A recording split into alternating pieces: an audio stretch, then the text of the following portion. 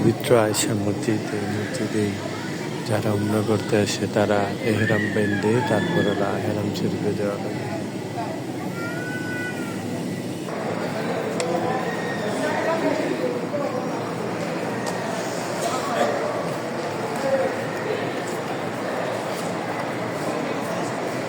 Video करो मेरे भाई।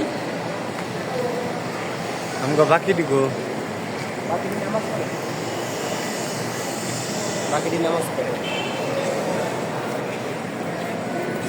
এই সেই আয়েশা মসজিদ যেখান থেকে যারা উমরা করতে আসে এখানে এসে গোসল করে হেরাম বেঁধে তারপরে উমরা করতে হেরাম শরীফে যায়।